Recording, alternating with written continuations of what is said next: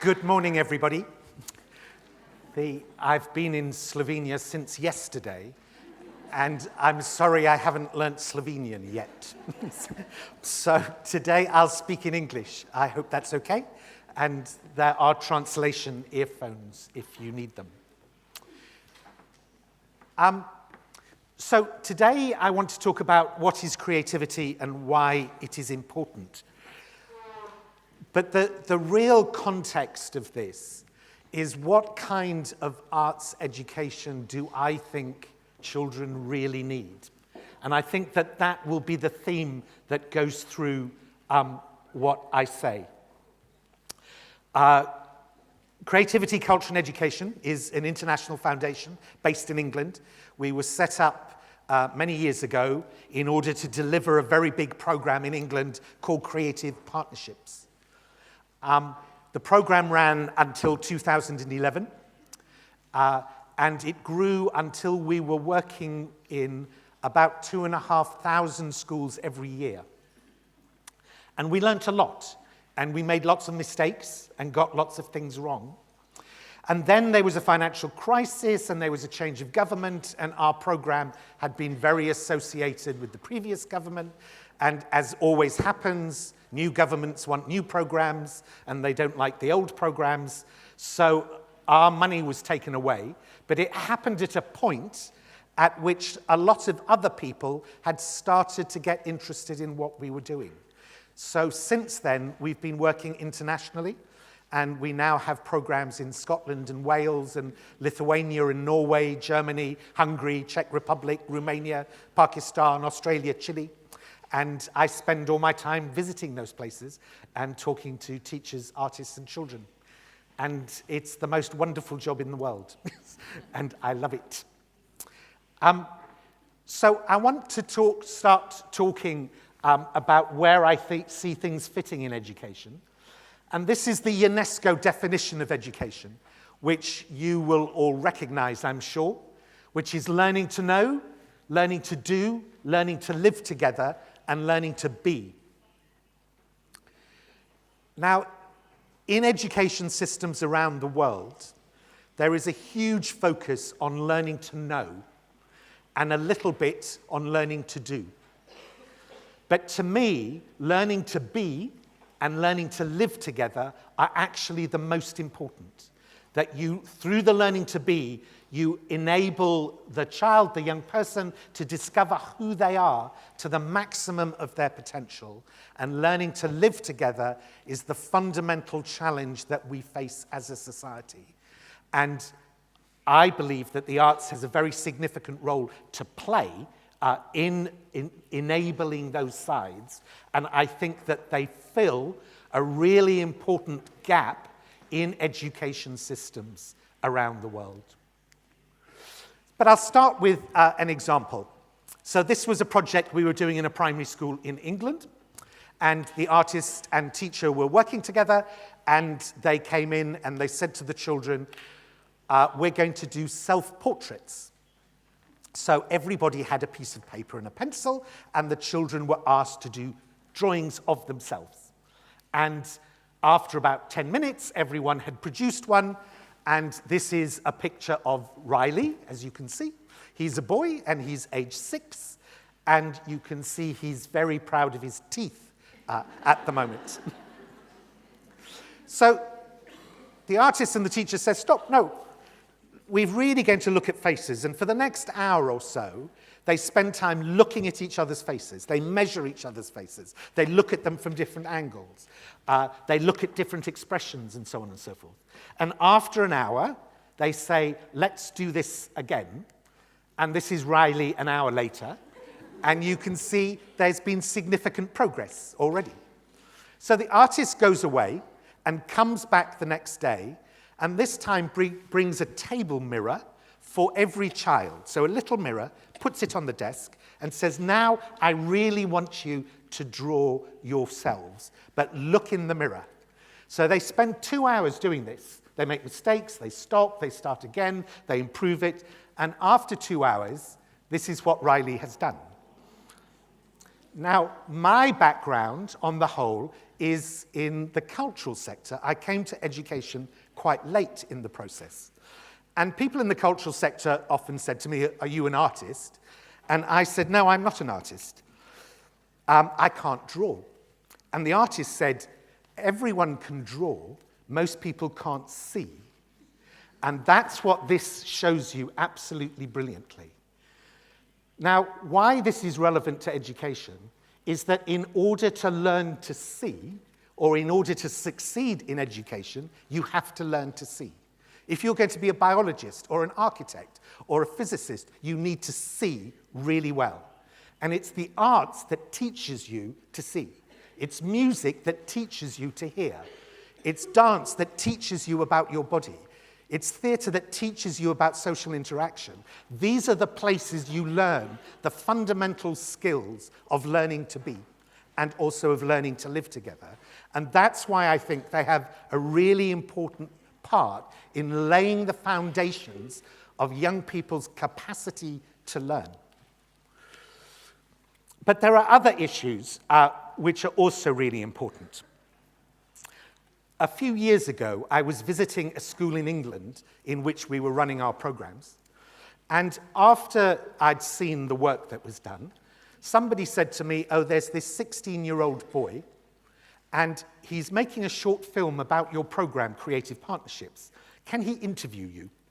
And I said, "Fine." And we went to the school director's office, and the boy was there, and he had a video camera. He asked me some questions. He recorded my answers, and I left. And I thought no more about it. And then 4 weeks later, I got a DVD in the post, and this is what was on it. My name is Paul Collard. I'm National Director of Creative Partnerships.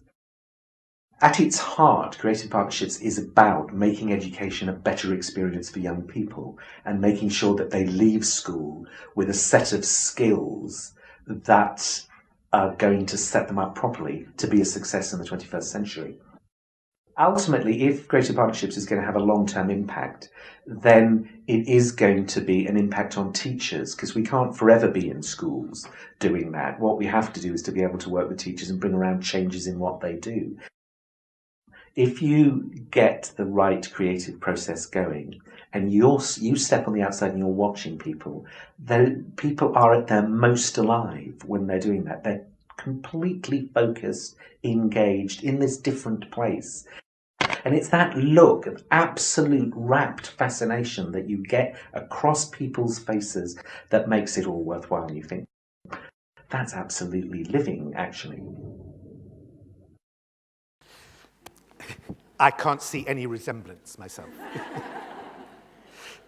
Now, what's significant about this video is that a few weeks later, I was in a meeting with the directors of some of the big advertising agencies in England. Now, advertising has become a very significant sector of the British economy.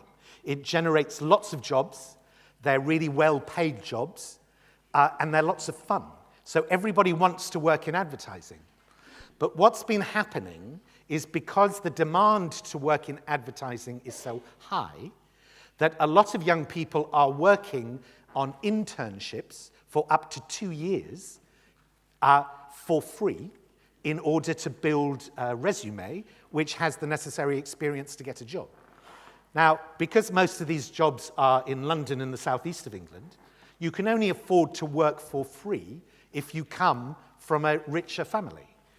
And therefore, the social economic mix of people working in advertising is shifting very dramatically to the children of richer parents. And we were having a discussion about how we could change this to create pathways into advertising for children from less well-off backgrounds. And the directors of the advertising agencies were not sympathetic at all. They said, "We're business people, it works for us, we're making lots of money, we're not social engineers, we don't care." But towards the end, I said, "Can I show you a video?" And they said yes, and I showed them that video. And they all wanted the telephone number of the boy because they were going to ring him up and offer him a job immediately. And in fact, to be fair, he later went to university on a scholarship from an advertising agency. But what was really interesting to me is until they saw the video, They didn't know they wanted that. There was never going to be an advert which says what we're looking for is one of those. Because what the boy is able to do is very subtle. It's not just the technical film skills, it's not the technical manual skills to work with the clay, but it's the imagination to create characters which are completely real, which is really, really special. So they didn't know they wanted it because the boy had invented something which didn't previously exist in the same way. And this is the challenge that faces young people coming out of school today. The UK government have a statistic. I don't know where they got this statistic from, but it's 60% of the jobs kids in school today will do have not yet been invented. I don't know if it's 60%, but what I know is that it's true that most of the jobs young people in school today will do when they're adults have not yet been invented. And this causes a huge challenge for education, because education was seen as a way of giving young people the basic skills they need in order to go and do the jobs they will do. But if you have no idea of what the jobs they will do will be, then what do you teach them when you are in school? Because what the world is looking for now is not job seekers, but job creators. And young people coming out of education have to be thinking about this the whole time. How do I make myself employable, largely by inventing something to do, which people then require? McKinsey's is a big international consultancy who did a survey recently for the European Union on youth unemployment across Europe, which is a very significant problem. They found, by surveying thousands of businesses, that a third of businesses felt that their business was suffering because they couldn't find the skills they wanted. And a quarter of all businesses across Europe had vacancies, jobs they couldn't fill because they couldn't find the right skills. So inside business, you have lots of empty jobs. Outside business, you have lots of unemployed young people. There is a structural problem about bringing those two things together. When McKinsey's asked the employers what were the skills they had difficulty finding, it looked like this. Primary, secondary, and tertiary at the top refers to sectors of the economy. So primary is agriculture and mining. Secondary is manufacturing. Tertiary is the service industries, much more, and particularly the creative industries, and where the job growth is happening in Europe. That's where it's happening. And you can see some of them were concerned about literacy, some of them were concerned about maths, but the really big problems are in creativity, teamwork, communication, work ethic, and problem solving. Now, when we as an organization were set up in order to work in England, what the government wanted us to do was to develop the creativity of young people in school, because they believed that if you nurtured the creativity, we would have the creative workforce of the future. So we said to them, well, what is creativity? And they said they didn't know. So we had to go out and do a lot of research. And we've done a lot of research, and we've published books on this, and we've done literature reviews, which we've also published. But in the end, we came down to a particular definition of creativity, which is the one that we work with. And it's called the creative habits of mind. And we say there are 5 creative habits of mind: inquisitive, persistent, imaginative, disciplined, and collaborative. And when I show this to people for the first time, they quite often go, yes, I always thought imaginative was creative, but why persistent? And I go, because if you're the kind of person who has lots of ideas, but you give up really easily, then none of your ideas ever happen. And that's not being creative. Being creative is having great ideas and being able to make them happen. Discipline is there. We particularly mean it in the sense of subject discipline. So if you want to be a really creative architect, it's really important that you learn why buildings don't fall down, because we don't want you to design really creative buildings which collapse on top of us. So almost everywhere you are creative is within a subject area, and you have to know that subject area in order to be creative. We also think that creativity is a metacognitive skill, to use a technical word.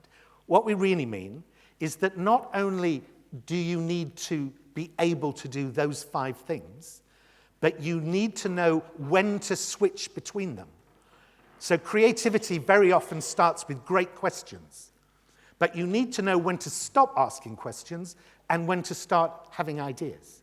And then you need to know when to stop having ideas and to start implementing them. So the ability to switch between these is fundamental to the creative process. This comes from the World Economic Forum. In 2010, they projected what they thought would be the most important skills necessary in 2015. And those are on the right. And there you can see creativity was number 10. In 2015, they projected what the most important skills were going to be in 2020, and creativity is now number 3. But also, if you look at the other ones, they are very similar to our definition of creativity in any case, the complex problem solving, coordinating with others and so forth. So that group of skills, the World Economic Forum says, are the most important skills that young people need to come out of school from. But employers say they're not coming out of school with those. And as a result, McKinsey's report concludes from the survey, they asked people whether they agreed that education prepares young people for work. 75% of education providers thinks it does. It's only just over 30% of employers. And this is all over Europe. It may not be in Slovenia, but this is all over Europe. So, that, in a way, is looking at what's not happening in schools. I just wanted to talk a bit about what is happening in schools. And it looks a bit like that. Now, this next section uses statistics from the OECD, from Pisa. Now, you all know about Pisa, and currently Slovenia does really well in Pisa, so congratulations. It is a test which 15 and 16-year-olds all over the world take in math, science, and literacy. It produces average scores per country. This produces an international league table, and this gets published and causes lots of trouble in lots of countries around the world.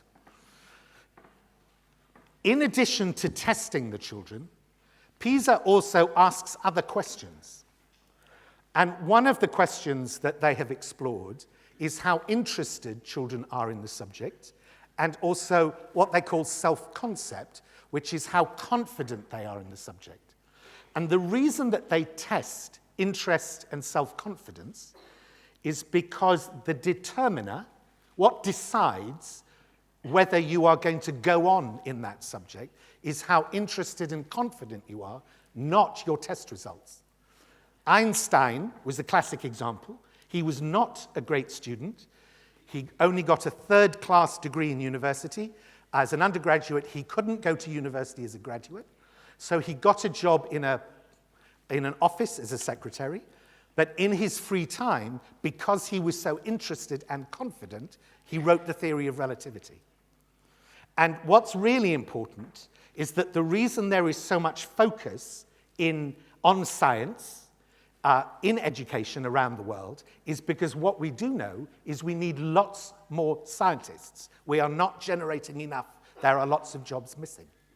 So let's have a look at what happens when you correlate interest in the subject with PISA test results. So along the bottom you have science scores, and up there you have interest in science topics. And right up here, the little black dots are the countries, and right up here, you have Finland, because we all know that Finland always wins Pisa. They are the world champions. And everybody says, why can't we be more like Finland? Except the Finnish, who say, you don't want to be like us, because our children might get high scores, but they have no interest in science, and they have no interest in continuing careers in science. So we may have enabled them to get good scores, but we have defeated the purpose, because in doing that, we have made them so uninterested in the subject that they don't want to be scientists. This looks at the relationship between the Pisa scores and how confident you are. So what that means is at the top there, you've got Japan and Korea. They get really good scores, but the young people there think they're really bad. And you go, how can you get good scores and think you're bad at the subject? Well, I've spent quite a lot of time in Korea. In high school in Korea, children go to school from 7:30 in the morning to 5:30 in the afternoon, and they then go to after school from 5:30 in the afternoon till 1:30 in the morning. Every classroom in Korea I've ever been into has children fast asleep on their tables, because you have to sleep sometime. At the back of Korean classrooms, they have these high tables. And I said to a head teacher one day, why do you have these high tables at the back? And he said, well, it's so the students can, if they want, can stand up whilst they're taking notes. And I said, well, why would they want to stand up if they could be sitting down? And he said, it's much harder to fall asleep standing up. So the whole point of Korean education is to try and keep their pupils awake. And at the end, when the pupils pass exams, they don't think they have succeeded. They think their teachers and their parents have succeeded in forcing them through this education system. And what they actually think is that if I was any good at science, I wouldn't have to do it from 7:30 in the morning to 1:30 in the morning. I could probably do it by lunchtime and have passed. So how much time I have to spend is an indicator of how bad I am at the subject. So they come out with no interest and no confidence in it. This is looking at the relationship between Pisa scores and entrepreneurial capacity. This is asking children, young people, whether they think they have the capacity to create businesses and create jobs. And you can see the countries with really high scores: Singapore, Korea, Taiwan, Finland, very low capacity. I have to point out, Slovenia is really good here, because Slovenia gets middle scoring there in maths, but the children feel really entrepreneurial, so you're really doing something right there. So this next slide, this comes from the OECD, it's not mine. They looked at the relationship between science scores and suicide rates. And it looks like that. And you get these very high-scoring countries with very high scoring, with very high levels of suicide rates. And I talked to Korean head teachers about it, and they said, yes, we know this is a really serious problem. They said it's not the children who come last for whom it's a problem, because they never thought they were going to do good. It's the ones who come second and third, because the only point of Korean education is to come first.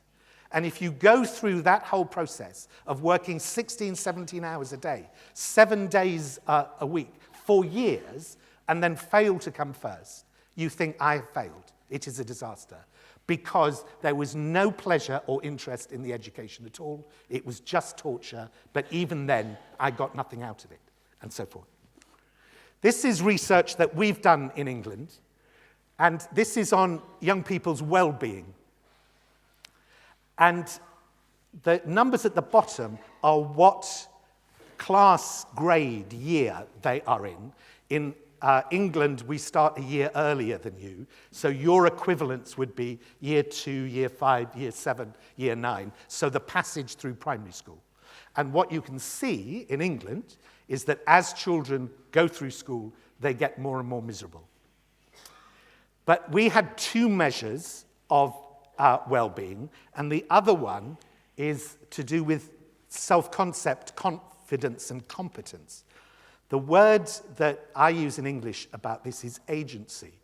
Do you feel that you have control over your own destiny? Do you feel that you are the source of what happens to you? And to me, one of the most important things you need to teach children when they're in school is that it's up to them, and they have the power to determine their future. Because if they come out not believing that, then they don't even try. Because what difference does it make if I do anything? I'm not going to help. In England, you change from primary school to secondary school at year 6. So you see a bit of an increase between year 3 and 6. Because at year 6, you're in your last year of primary school. You know more, you're bigger, you're faster than everyone else in the school. But you move into secondary school, and there's this complete collapse in your self-confidence and your sense of control. So you feel less competent, and this continues beyond year 10. And if you stop people in the street and said, what's the point of education? Most people would say something like, to produce competent adults from the children we teach. And if you said, well, actually, do you know that the longer they spend in school, the less competent they feel, then people would say, I think there is a problem. And I would agree with them. So, that's what I see as I travel around the world. And as I said, that my purpose here was to share my international perspective. It will be for you to decide how true this might be in Slovenia. But we have always been really interested in research, and everything that we've done, we have commissioned huge amounts of research.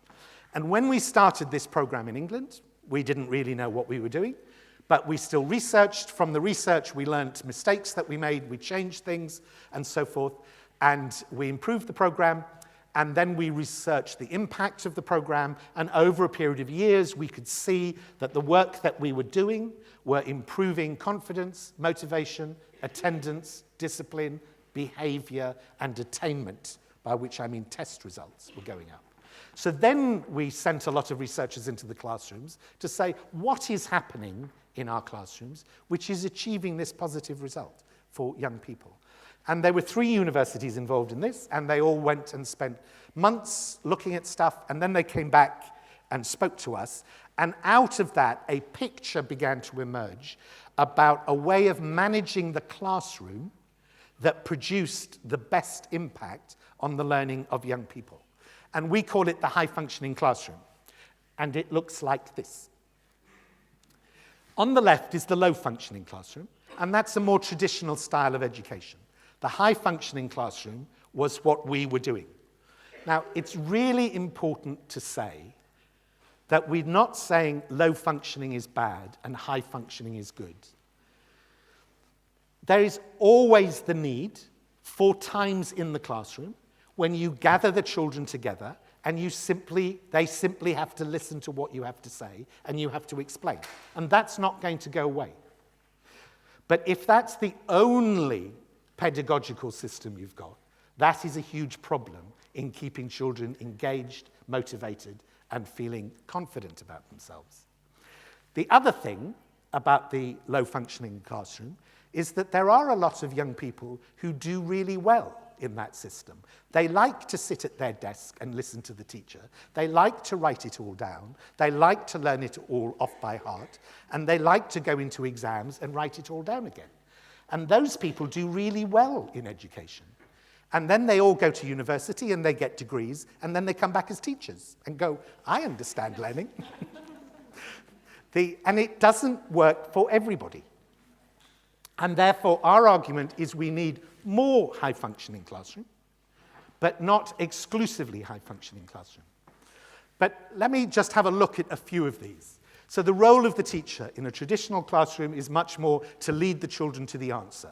In a high-functioning classroom, they are setting challenges. It is for the children to go and sort out where the answers are.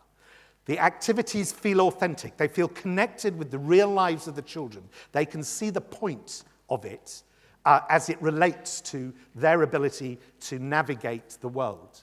Space is much more like a workshop than it is a traditional classroom. It's a very social way of working. There's a lot of group work. Relationships between the teachers and the pupils and between pupils are very important. The visibility of the processes are very high, and this was a really interesting one. So you could be doing maths in grade 5, But in a creative partnerships project, what you're doing is using the maths to build a big wooden structure in the middle of the playground. And if you get the maths wrong, then the wooden structure collapses. And it isn't just your teacher who knows you made a mistake, it's the whole school and all the parents who come and pick up the children at the end of the day. Now, what the researchers said, which was really interesting to me, is high visibility means high risk.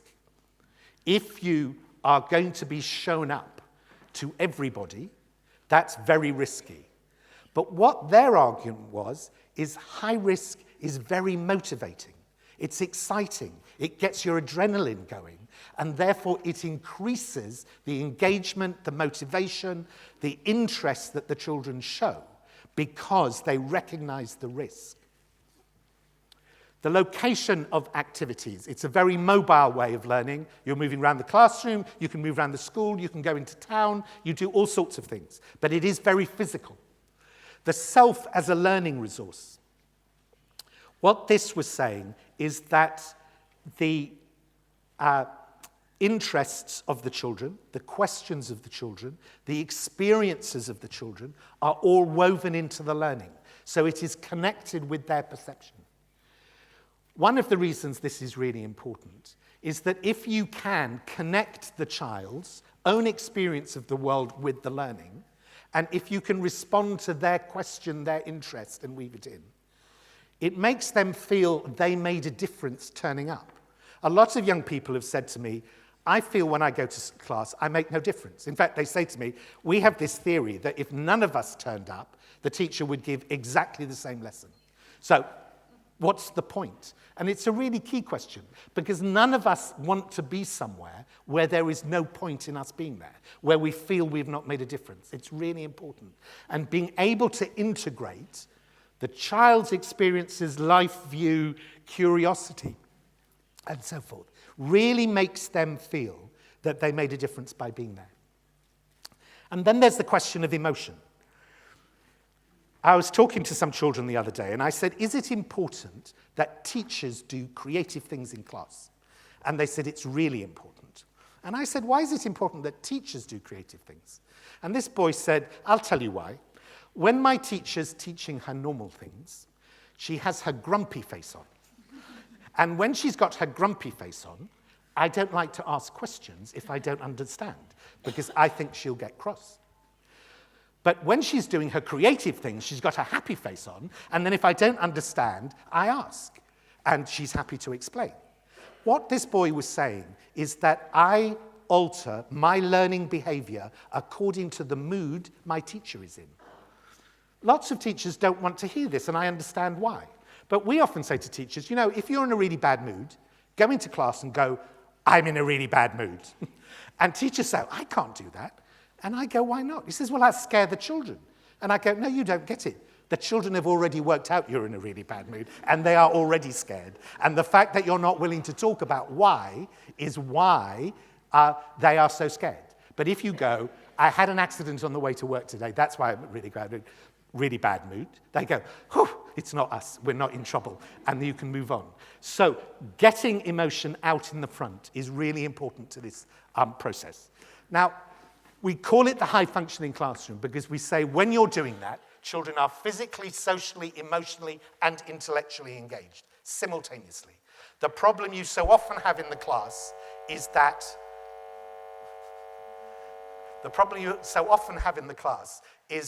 only 25% of the child has turned up, and you need somehow to switch the whole child on. Because unless you have the whole child with you, you're not going to get great performance out of them.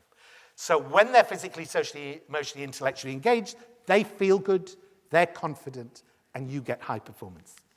So how does this work in practice? Let's look at some specifics in the classroom, because that was all very theoretical. So this is a high-functioning classroom in Lithuania. The way that we work in our practice is that schools, teachers, identify the area they want us to help with. So we don't come in going, we're going to make everybody creative and it's all going to be wonderful, just do it this way.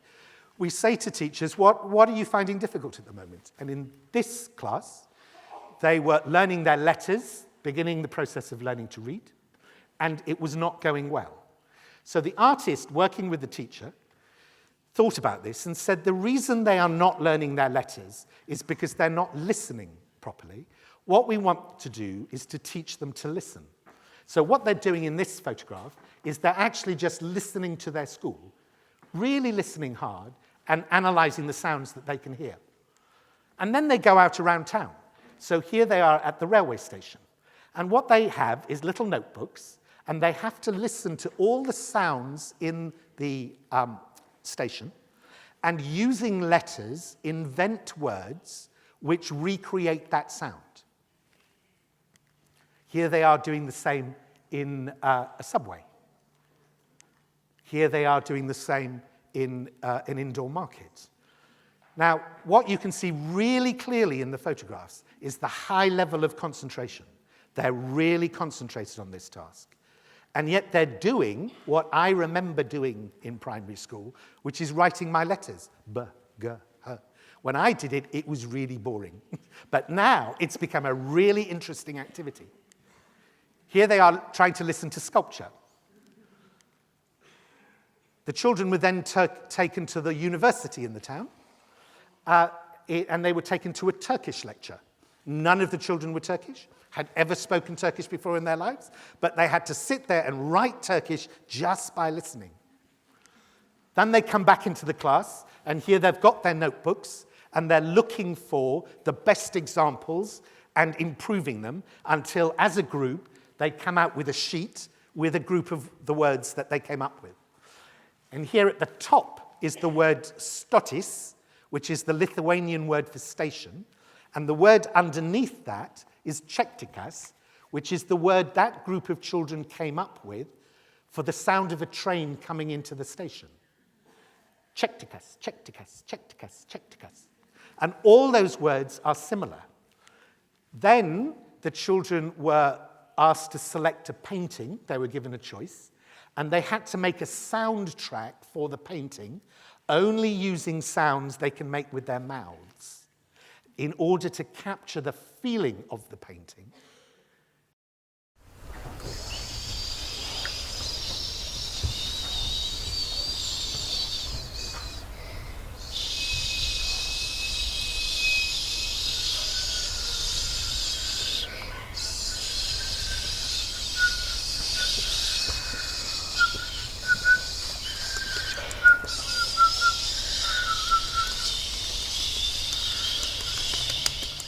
But it's full of sounds because they're trying to get the wind, the peace, the calm. And there's whistling in the background of the birds and so forth. Now, the teacher then took this forward because they next looked at words which sound like what they mean. And they all researched words to see what they could come up with.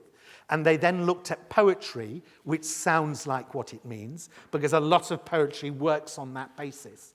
So from a group of children who were struggling to learn their letters, in just a few weeks, they were looking and analysing poetry to understand those principles through this activity. And you can see it was very high functioning. They were set challenges, they worked in groups, they went all over town. It was very physical. What they created was very visible. Emotions were involved and so forth. So this is another one. This is in Prague. And here we were working with this group of children. And the challenge the school set the artist was to work with the teacher on teaching medieval Czech history.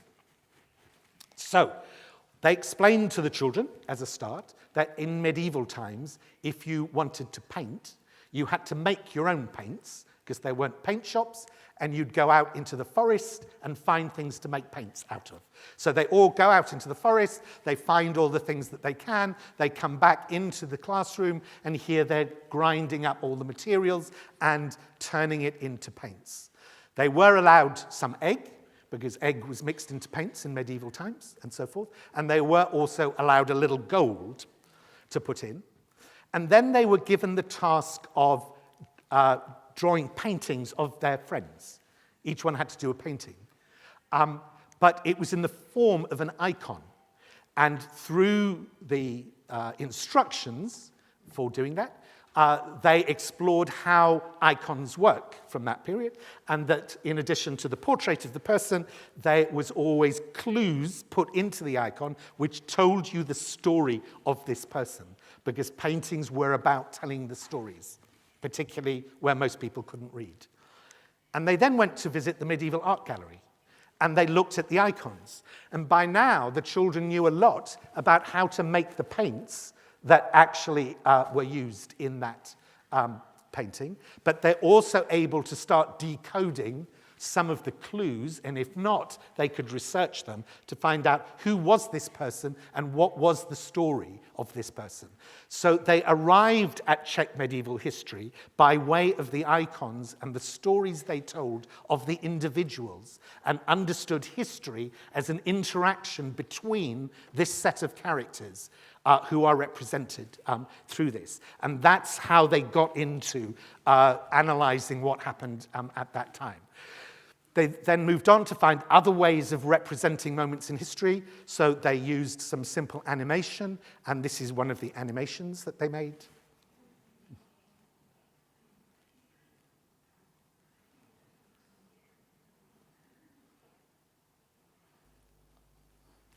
Oops.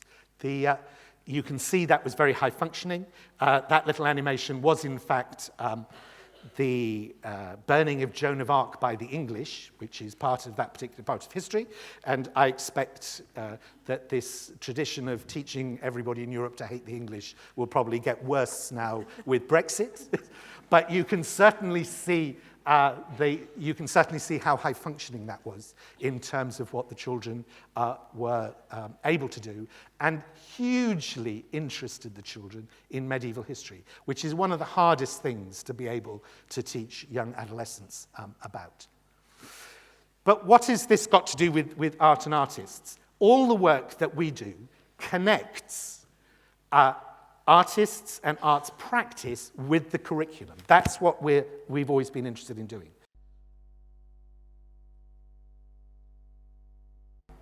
And the reason that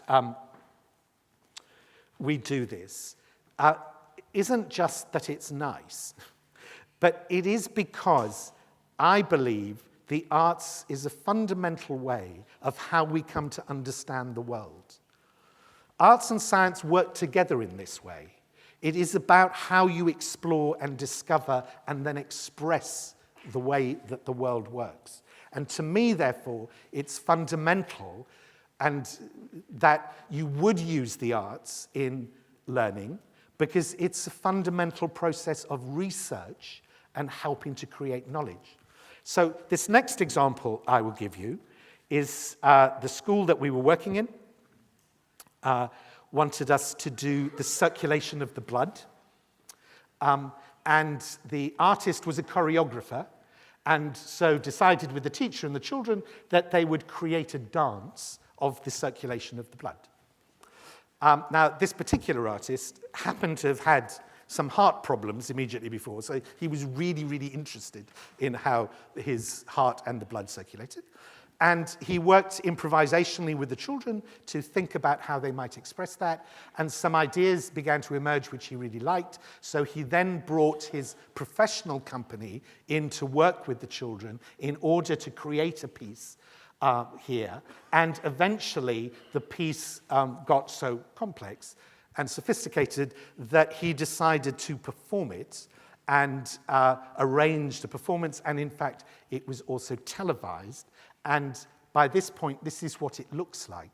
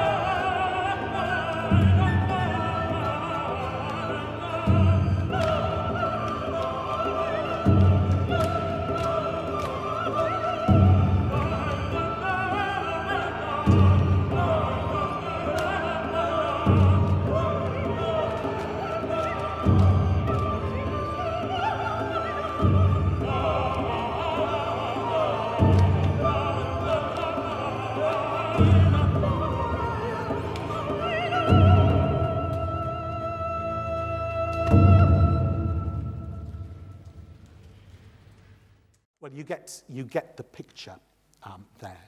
So it so happened that the choreographer was a choreographer called Wayne McGregor, who's the UK's top contemporary dancer, and it was his professional dance company who were doing that. But the point about doing that is that the distance between an artist, a teacher, and children exploring these concepts in class and finding ways to represent them to a really significant piece of art is really small.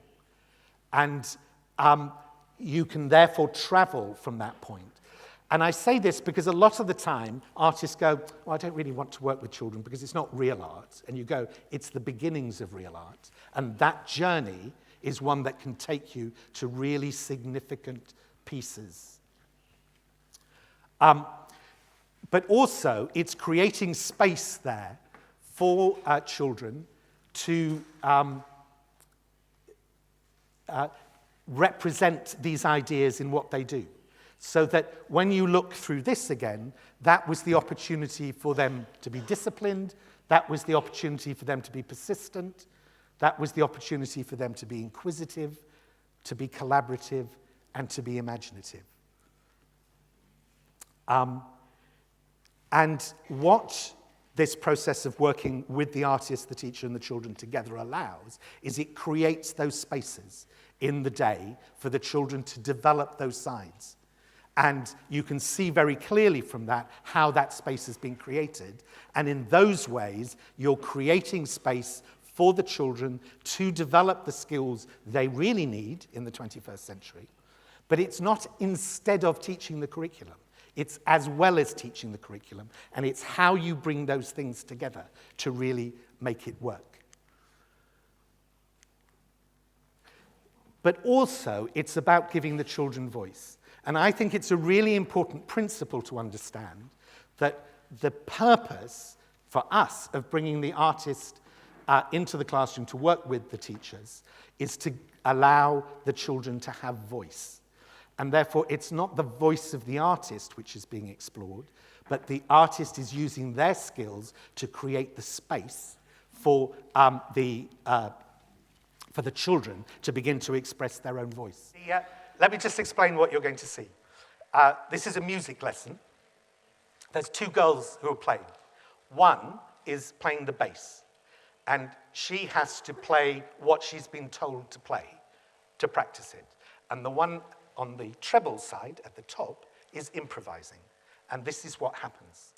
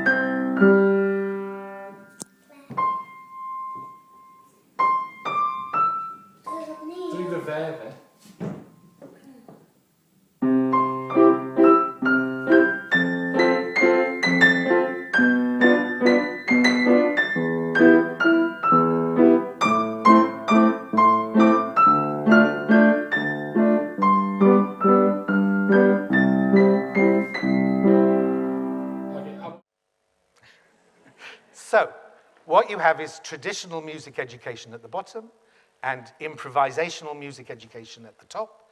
And what you know is the girl at the top is going to play all day without stopping. And the one at the bottom, after 2 minutes, was completely bored and wanted to go home.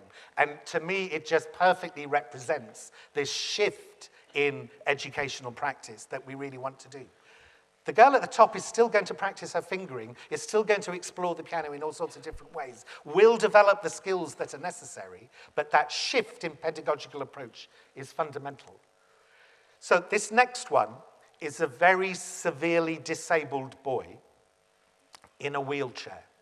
And he's been working with an artist, a digital artist, who has a whole series of sensors arranged around the child, which is able to capture the very few movements the child is able to do.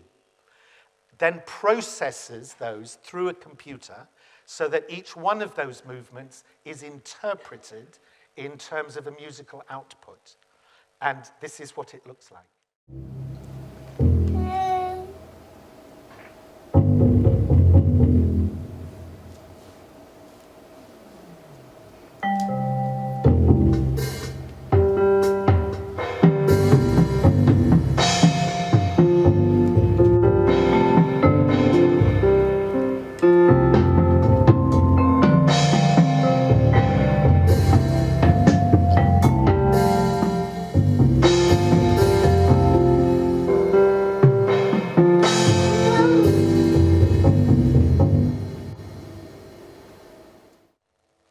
So for the first time in his life, that boy's been given some control over his environment. And immediately his creativity kicks in. He gets it. And all the time that he wanted to express himself, which up until now he wasn't able to do, suddenly becomes possible. And he grabs that opportunity and starts doing amazing things. Because what you saw is really the complete limit of his physical capacity to make movement and so forth. And the transformation in that boy's life is absolutely incredible. But to me, it captures in the essence this thing about if you can connect with the creative processes of a child, you get such intense motivation, engagement, and desire to learn as a consequence. The final two, this is an exercise we did in Austria. So the artist here has a particular practice in which he comes in with big posters and magazines, and children can cut out faces they like. They stick them to cardboard, they put them on their faces. And they then have to create a monologue, which they have to perform with the mask on. And it's a literacy project because having created the monologue, they then have to write it down. So it's a way of stimulating children to have ideas that they're interested in expressing. Well, in this class, there was a boy, and his parents were getting divorced. And it was one of those very difficult divorces where the father had already left, the mother could no longer afford the apartment because there was only one salary, so she'd had to move to a smaller apartment. For the boy, that meant he'd lost his father because they'd moved apartment, he'd lost his school, he'd lost all his friends. It was a disaster. So the boy, when he gets up, and this was the boy, tells this story.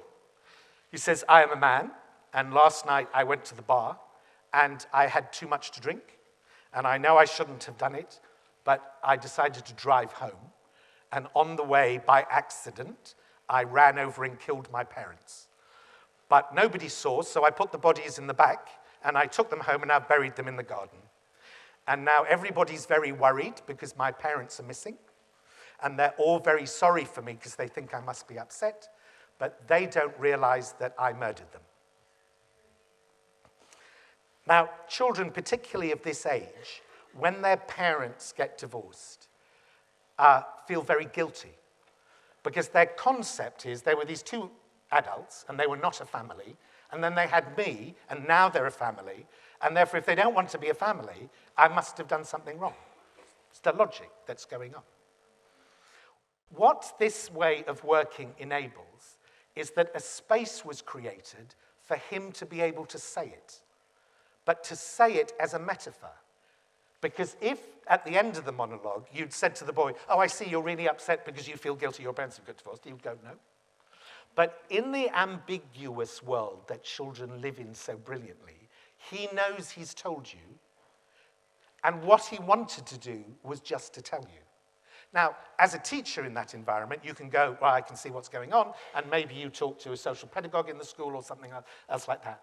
But actually, generally speaking, all they want to do is tell you how they're feeling and create a space to do that. And when you've achieved that, they are happy to move on. But what normally happens with children like this is with all that emotion going on inside their lives and no way of talking about it, it builds up and it fundamentally disturbs their capacity to learn. But nobody notices until 6 months later, all their test results are terrible, they're not performing well in school, and so on and so forth. But you could have done something about it here, and not 6 months later. 6 months later, it's become a pattern of behavior, and it's much, much harder to unpick. The final one that I want to give you is that we were working in a residential center for young people with serious psychological problems in Norway. And we'd done a film project with the young people there. And at the end, one of the girls said, could I borrow the film equipment because I want to make my own film? And we said yes, and she borrowed it. Now, she had an acute case of what's called social anxiety disorder. She had a real problem in relating to the world, to other people. So severe is that she'd been taken away from home and school into a residential center to try and build it. And she decided she wanted to make a film about this, and this was the short film she made.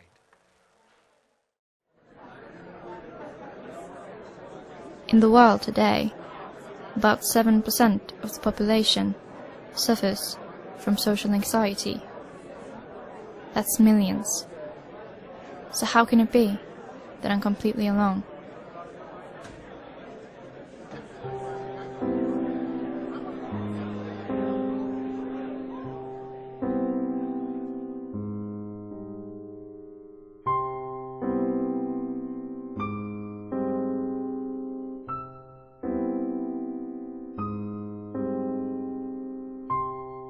On the list with the most common fears in the world, the fear of death came in second.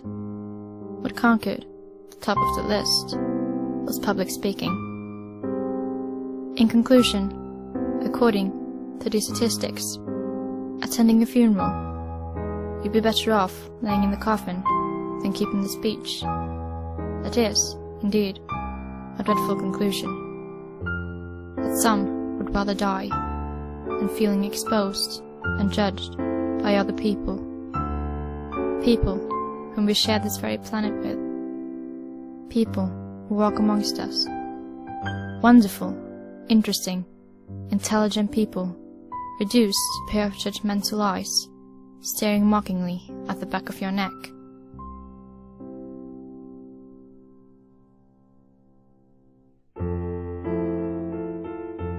They assume you're just a bit shy, known as the one who never raises their voice, that it'll pass. But what they didn't notice was the trembling of your hands, the way your head spun in utter chaos, how the bitter taste of panic was welling up in your throat.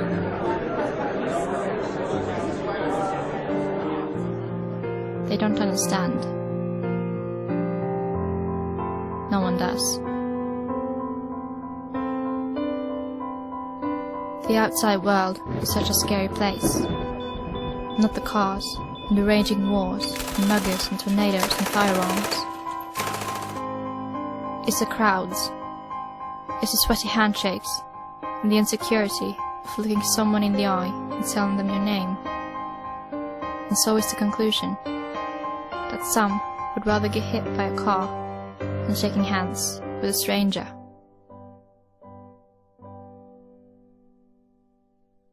As humans, we all crave for attention. To be heard, seen, cared for, accepted. The anxiety does not take that away. If anything, it only serves to increase it. But it will also fill you with fear. Fear of being heard, of being seen, of being cared for. Fear of not being accepted. Attention becomes overwhelming and terrifying, so you run away from it. You cover your face, you close your mouth, and you hide. There is nothing you want more, yet there is nothing you fear more than attention. Why can't I just be like everyone else? You feel excluded, different. It is the most common anxiety disorder in the world, the third most common mental disorder. Yet it seems never to be spoken of, never to be explained nor understood. what it means to be terrified by the world around you and not getting the slightest recognition for walking out the door and facing it every single day.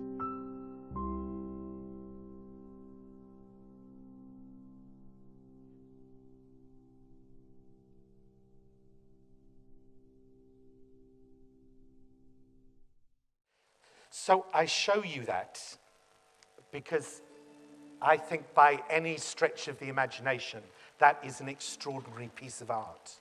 It's a magical piece of filmmaking done by a 14-year-old girl. And it's the final stage of the journey that I wanted to emphasize. I think the point of arts education is the children. It's not us. It's through the children, through these processes, that you give them the skills they need to succeed in the 20th century. Imagination, curiosity, discipline, resilience, and collaboration. It's how you give them voice to become a participant in the conversation that should be education, and all the different ways in which the voice comes through. But it's also how you unlock that extraordinary talent which is sitting in front of them, in front of you, that can allow a 14-year-old girl to make a film of that quality because she was given the space and the freedom and the technical skills in order to do it. Thank you very much indeed. I know I went on a bit long today.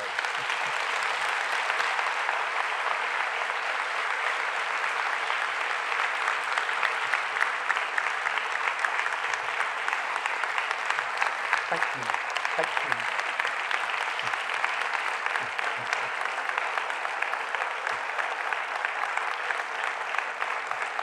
You are all now free to go and do the other things that you need to do. I am around during the day, so if any of you had questions, wanted to talk, please come and find me.